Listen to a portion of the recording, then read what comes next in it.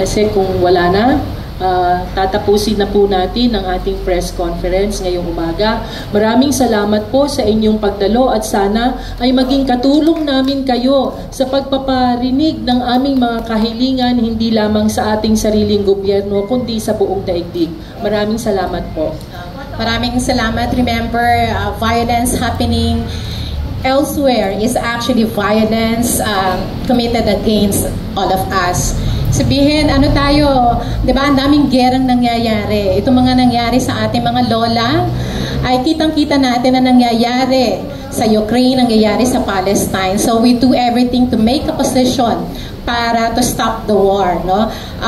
Itong mga raming gera na ito, pinagkikitaan. Diba? Wars kill.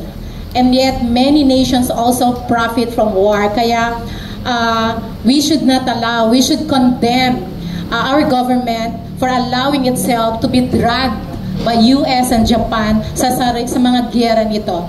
Maraming salamat.